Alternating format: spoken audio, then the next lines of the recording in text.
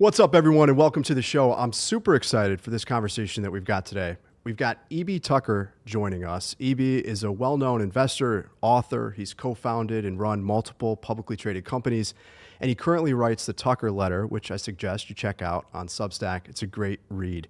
E.B, welcome to Tasty Live. Thanks for having me. Absolutely. Thanks for joining us. And let's just jump right into it. I want to start with the current environment. In one of your recent letters that was shared with me, you wrote about expensive beliefs and really how there's nothing more dangerous than total conviction. Do you see this total conviction anywhere in the market today in terms of kind of where we're at in a variety of asset classes? I think the problem is people are so bamboozled by being just overwhelmed with information and dopamine hits constantly. They have no idea what they're doing. They have all these different narratives. I mean, the letter comes out every other Thursday at ebtucker.com. I mean, we're talking tomorrow. I'm always like poking fun at these people. Everybody grew up poor in the US. You ever notice that? Everybody's like, we had nothing when I was a kid. It's like you have to tell people you had nothing or else you haven't qualified yourself to be successful, which I think is very funny because, like, who cares if you had nothing? I mean, who cares if you had a lot and you lost it all? You know, I mean, it's like, it's sort of irrelevant because it's nothing to do with what's happening today. And so everybody's like spun around, they have this like belief that, they need a certain amount of money to retire. They can't do anything they enjoy till they have a pile of money or something. They just get very, very confused. And what hurts this is that they're looking at their phone 24/7. They're looking at the news. The market goes up, down, up, down, up, down. They have no idea what the trend is. So the problem is, Ryan, is that you have all these beliefs that you feel like super convicted about, and you really think these things are true. And so between those two things going on at the same time, it's very hard to make decisions, very, very hard to make decisions. And so, as soon as you start backing away from that, get a little bit of quiet, see which way this thing's headed, it gets a lot easier. I mean, we live in a time of like huge opportunity. I mean, there are companies that you should absolutely not buy ever. There's a lot of those. And then there's companies that are doing unbelievable things. And every quarter they're getting bigger and they have a great setup. And you can just buy these companies like with your phone, like on the train or something. You could buy this thing and you can be an owner of this company. It's getting much larger. And I think when people sort of see that and like let go of all these beliefs they have that are driving them crazy, you're like, this is a great time to be alive. And in fact, 2026 you might look back on 2026 and say, I should have had more fun because I had a great market where I could pick and choose what I wanted to own. Like some things were getting really big, really fast, and I could see the trash for what it is. It wasn't like this in the 80s. I mean, you had to call like some two martini broker and ask him what to do, and he would tell you something. It was bad advice. I mean, now you have like an unbelievable amount of information, and later that might not be the case. Like you might be massively restricted as AI and AGI take over. Like, this is a great time. You can ask ChatGPT things and get like a real answer. It's crazy. This is like Google in the early days when it was useful. Now it's not useful at all. Yeah, it's amazing how AI has really helped to augment the investing process and just, the hyper intelligence that's at your fingertips, to your point. When you think about the latter, those companies that you should be focused on, maybe without getting into specific names, what areas interest you the most, that you kind of want to take this approach within? All right. So look, so what people probably don't know about me is that I got super into gold like 20 years ago, and it was a complete accident. I wrote a book called Why Gold, Why Now? It was my attempt to explain to the world how gold works, which I found very interesting. So I think people should follow their interests. Like I held two gold coins in like 2003 or something and bang them together and heard the sound. And I was like, that is like a really cool sound. And so I just was like, where do you get this stuff? And my buddy was like, went to this dealer in Connecticut. So I saw that. I was like, this is crazy. Like, you pay $400 for this coin and gold is only worth like $350. Like, that seems like a ripoff. Just picture those numbers, right? And so I got into it and I bought gold stocks and all this different stuff. And now I'm like not that interested in gold because like I have some gold. It's done like really well. Like it's done great, and I plan to have gold for a while.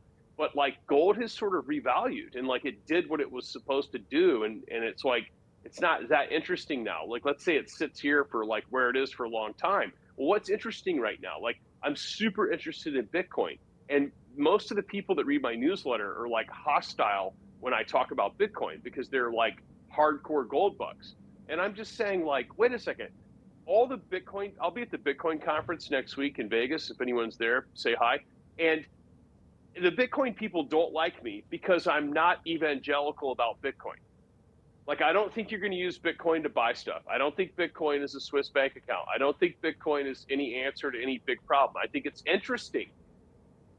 So the more I learned about it, the more I was like, this is crazy. Like, people are going to go nuts for this stuff because this is like real digital freedom in the sense that, like, there's no intermediary when you buy the Bitcoin. It's like, boom, you're on the chain and that's it. The end of story. If you were to hold those coins on a stick or something in your safe, like, that's it. Nobody can steal that from you. It's really interesting. And it's a 1.6 trillion market cap, which is less than SpaceX. Think about that. Gold is 35 trillion. So it's like, it's massively smaller than gold. And I'm just like, look, I mean, why can't Bitcoin be $5 trillion? There's no reason why Bitcoin can't be just barely bigger than Apple. There's nothing behind it. I mean, companies like, Ryan, people don't understand, like, stocks are ownership in companies. Companies are massively wasteful, okay? They have humongous amounts of employees that do nothing to support the business. They have huge boards that get paid way too much money. They have executives that get like huge salaries, huge stock options, spending money all the time. It's a huge expense to be public. All this stuff eats away. Now, you have to grow faster than that. So can your company grow faster than that? My company's in the newsletter portfolio. They can grow faster than that. I'll give you one of them in a minute. The thing is that with Bitcoin, it's like you own on that chain forever. And that's going to matter more and more and more as you realize you were in a digital prison. You checked yourself into a digital prison and you were happy about it, watching ads on Instagram. You walked into the prison and you locked the door behind yourself and you're now in there. And so when people sort of figure this out, they're going to be like, hold on a second, Bitcoin is becoming increasingly interesting. Now, where is it going to go in price? Who cares? 1.6 trillion, could it go to 5? That's like $250,000 Bitcoin, and it's 79,000 right now. So I've been writing this since it was like in the 30s. It went to 120, it went back to 60 something. I mean, it's like, who cares what the price is? Like, if I want to have 5% of my net worth in Bitcoin, the Bitcoin people don't like me. The gold people don't like me. I mean, like, what does that tell you? That tells you that the belief systems on both ends of the spectrum are so hardcore that they're like walking around like this, you know? They can't see anything. And that's the kind of, like, when I did the gold book, like, that's what was happening with gold.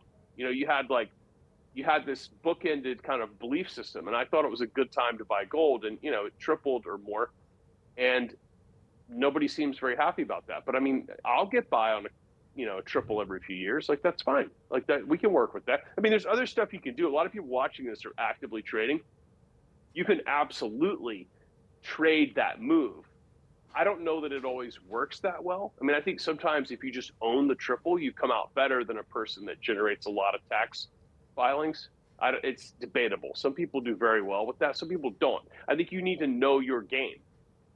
You know, like, I've done pretty well sort of like playing the triple. Now, one stock I'll share with you, you didn't really ask for it, but like, as I've been digging into this and getting to know people in this business, none of which like me very much, it seems, because I'm not, like, you know, hardcore enough for them.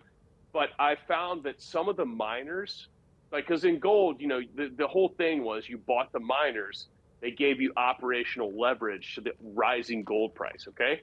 But that didn't really work that great. I mean, it was a theory, you know, but it's like, if you look at the returns, like, you did a little bit better than gold, but you didn't really do that much better than gold because the business didn't really work. So when you get into the Bitcoin space, everybody was mining Bitcoin back when it was like lower, and then the power costs went up and the hash rates went up and all the stuff. It doesn't work anymore. So some of the companies are still trying to do that, like, they're hoping Bitcoin goes higher. But some of the companies had activist investors come in and hammer them. And they were like, you're going to shut all those machines off right now. And you know what you're going to do with them? You're going to get rid of them, and you're going to lease the space out to AI companies. Because what nobody figured out, you know, while your stock was falling, is that you have massive contracts to buy power for like the next few years. And the AI companies need power and space. And you have both of those things. So you're going to stop this Bitcoin mining. And then these laser-eyed Bitcoin people are mad at those. They're just mad at everybody. You notice this? They're mad at the activists. And the activist says, you can keep the Bitcoin. So like, we got a company in the portfolio, RIOT, RIOT. They got like 20,000 Bitcoin. So they're sitting on the Bitcoin. So if Bitcoin goes up, which it's up today, they make money. And then the companies that have come in, the hedge funds that are forcing them to turn their business into a leasing operation, they estimate that they'll have like 1.6 billion in EBITDA. And we're talking about like, single digit billion company. To me, Ryan, I'm not like a person that needs the stock to go up like 150% by Friday, because like I have weekend plans, tennis weekend plans, and I don't really need to deal with that by Friday. But what I'm saying is that like, that's the wind at your back. That's a business that I want to watch every day. I want to see what that chart does. I like when there's pullbacks. I can buy the pullbacks. I like when the stock is moving, and I want things that are going to outperform. I want to see a trend, and I want that trend to play out like 4 quarters, 6 quarters. I have that kind of time for like a multi-bag. I have that kind of time. Like, I'm not too busy for that. I'm too busy for 24 hours, but I'm not too busy for 4 to 6 quarters of a trend. And I think when you get your mind right about that, you shut all the noise off. And that's what happens, is then you see a trend for what it is. And people can't see that now because they're just busy with distraction. Well, we definitely appreciate that insight, EB. I want to jump back into the spread or the gap in market cap between Bitcoin and gold, which has really only widened as like Bitcoin, at least at one point, was down 60% and gold was on a tear. What do you see as a potential catalyst over time, over that longer time horizon, that drives Bitcoin higher? Like, how does that gap close? Musical chairs. Remember that game? Absolutely. Musical chairs. This is the ultimate musical chair. So I have some controversial opinions about where Bitcoin came from, and I'll let people flip to the page in Why Gold, Why Now, because I did a very delicate job of not getting myself on any government list by saying this, but I think the founding of it is a bit contrived and also very interesting, because if you lose your private key, the coin is gone forever. It's gone. It's forget about it. Like, you can't call TD Ameritrade and say like, I want my coin back, fill out this piece of paper. It's gone forever. So you have all these stories of people that lost their laptops, whatever. And I don't know that you've heard about this, but during the fires in LA, there was people that lost their thumb drive. They couldn't go back to their house. They couldn't get it in the hiding spot. It melted. It's gone. So there's a limited finite number of coins. And let's say there's like 21 million and some percentage of them are lost. And then Michael Singer, who's Saylor, who's a, sort of like an ideological person in the Bitcoin community. I have very few common beliefs with him about Bitcoin. It's amazing. You can be in the same market and be so different. That guy's bought up like 4% of the coins or something, which is a huge number. And so all the coins that get bought, they're gone. And the mining is almost done. And so you've got this ultimate musical chairs. And just the way it looks to me is that people are just going to freak out to have a sliver of a coin. It's just crazy, because everybody starts arguing with you about, well, why didn't you buy it when it was $20? And I'm like, who cares? Like, I mean, why didn't you buy gold when it was $350? But I mean, if you bought it at 3,000 and you sold it at 5,000 and you're not happy about that, like, what kind of game are you playing? I mean, the world is constantly changing, and the change is the opportunity. And back when Bitcoin was 20, like, we didn't live in a situation where your phone was listening to your conversation and advertising, like pregnancy test because you discussed pregnancy 10 minutes ago. Think about that. It's crazy. And then you have companies that are taking this metadata and sorting all this metadata. I mean, Palantir and, is taking all the data from this conversation and like filtering it all out and being like, should we keep an eye on E.B Tucker? And the answer is yes. So this is the world you live in. You didn't live in that world when Bitcoin was $20. That world was developing, and it doesn't matter that you didn't have the foresight to think about it. I mean, there's a guy that spent like, millions of dollars of the Bitcoin on pizza in Jacksonville, Florida, because he was determined to do a transaction in Bitcoin. I mean, that would be worth like, a couple $100 million, and like It's crazy. It's crazy, crazy, crazy. And so when people see that, when they see the musical chairs, there's going to be like a scarcity effect like you've never seen before. And we're a long way from that.